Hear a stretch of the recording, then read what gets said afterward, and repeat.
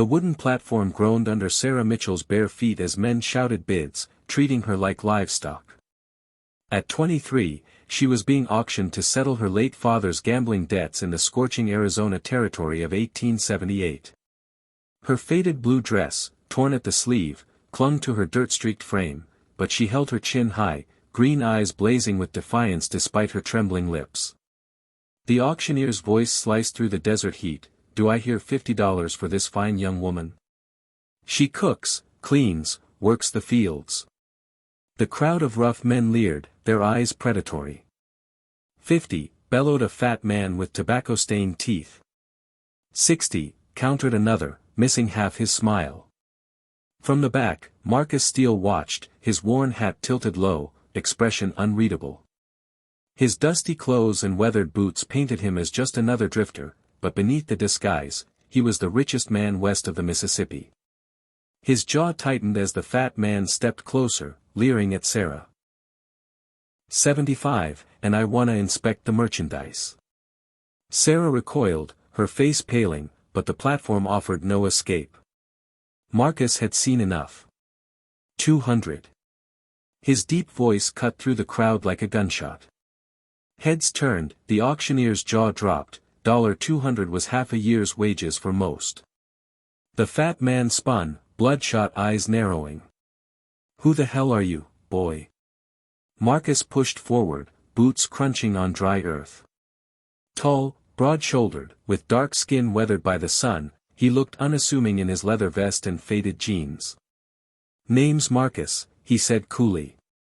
"I said $200. The crowd buzzed. No drifter carried that kind of cash. Sarah stared down at him, confusion and fear in her eyes. Was this stranger her savior or a new threat? The auctioneer, sensing no higher bids, stammered, 200, going once. The fat man spat and stormed off. Going twice, sold. Marcus pulled a thick roll of bills from his vest, drawing low whistles from the crowd. Sarah's heart skipped. She glimpsed more money than she'd ever seen. Who was this man? Her wrists chafed against the rope as Marcus led her to a magnificent black stallion, far too fine for a common cowboy. "Where are you taking me?" she whispered, voice barely audible. Marcus scanned the dispersing crowd, noting the fat man's venomous glare. "My property," he said, helping her onto the horse. "An hour's ride north." Sarah's pulse raced. Property. The word hit like a slap. She was owned now, by a stranger with contradictions piling up, the fine saddle with silver buckles, the custom gun belt, the flash of a gold pocket watch. "You're not like the others," she said cautiously as they rode out of town. "The way you carry yourself, the way you didn't haggle." Marcus tensed. She was sharp, too sharp. "Maybe I knew what I wanted," he replied, but his evasiveness only deepened her suspicion. Why her? She was nobody, a farmer's daughter ruined by her father's debts. The desert stretched endlessly, red rocks jutting like broken bones under a merciless sun. Sarah's throat was dry as she asked, "How much farther?" Cresting a hill, she froze. Nestled among cottonwood trees stood a sprawling two-story mansion with a wraparound porch and stained-glass windows, not the shack of a drifter.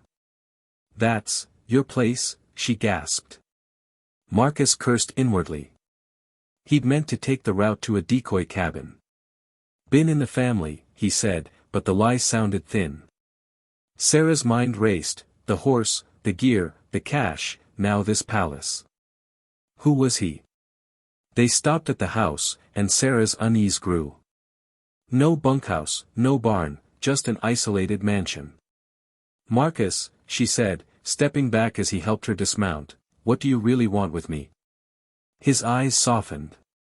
"To keep you safe." She laughed bitterly. "Safe? You bought me and brought me to the middle of nowhere." Before he could respond, an elderly Mexican woman, neatly dressed, opened the door. "Señor Steele," she said warmly, then froze at Sarah's presence. "Oh, you didn't tell me we had a guest." Sarah caught the slip. Senor Steele. I thought your name was Marcus. Elena paled, and Marcus shot her a look. Marcus Steele, he said quickly. Elena's formal. But Sarah wasn't fooled. Steele. The name sparked a memory: railroads, mines, cattle. Was he that Steele? You're not just a cowboy, she said, voice rising. You're rich, really rich. Why did you buy me? Before Marcus could answer, hoofbeats thundered. 3 armed riders approached, led by Jake Morrison, a brutal debt collector behind the auction. They're here for you, Marcus said grimly, pulling her toward the house. Morrison thinks he owns your father's debt, and you. Sarah's blood chilled. You bought me fair and square. Marcus's eyes darkened. Nothing about that auction was fair. Morrison inflated your father's debts, forging documents to justify selling you. I've been tracking his trafficking ring for weeks. Sarah's mind reeled. You knew. And let them sell me. It was the only way to get evidence, he said. Morrison's voice boomed outside, Steele, we know you're in there. His cover blown, Marcus drew his revolver, pressing another into Sarah's trembling hands. They're not here to negotiate. Sarah's heart pounded. Why risk your life for me? Marcus's gaze softened, raw pain surfacing. 3 years ago, Morrison sold my sister, Catherine. I was too late to save her. The door exploded inward. Morrison, flanked by 2 armed men, sneered. The rich boy playing cowboy, stealing our merchandise. Marcus stepped in front of Sarah. She's not merchandise. Your debts are fake, forged. Morrison's face twisted. You've been busy, Steele. Sarah gripped the gun, Marcus's story about his sister fueling her resolve. It ends here, she said, stepping forward, revolver raised. Morrison laughed. Ever killed a man, girl? No, she admitted, but I'm motivated. The room tensed. Morrison's man edged toward Sarah. Marcus's hand hovered near a brass button on his vest. You made a mistake, Morrison, he said. You assumed I came alone. He pressed the button, and hoofbeats roared outside, not random riders, but 6 Pinkerton agents, armed and precise, surrounding the house. Drop your weapons, their leader ordered. Morrison's confidence cracked. Who the hell are you? Marcus shed his cowboy facade, voice authoritative. Marcus Steele, Steele Industries. These are Pinkertons, hired to dismantle your trafficking ring. Sarah's jaw dropped. Steele Industries, railroads, mines, banks. He was a titan. The Pinkertons had evidence: fraud, extortion, murder. Morrison lunged for Sarah, but she fired, the bullet ripping through his shoulder. Chaos erupted, but the agents subdued Morrison's men in minutes. Ma'am, you all right? The lead agent asked. Sarah, staring at the smoking gun, whispered, I don't know. Hours later, Morrison and his men were in a prison wagon. On the mansion's porch, Sarah sat, still in her torn dress, the gun between her and Marcus, now dressed in fine clothes. The desert glowed purple in the sunset. How do you feel? He asked. Lost, she admitted. This morning, I was livestock. Tonight, I shot a man and learned my rescuer's a billionaire. Marcus leaned forward. You saved us both. Morrison would have killed us. Sarah nodded. Your sister, she never got that chance. Silence settled. Marcus handed her an envelope. You're free.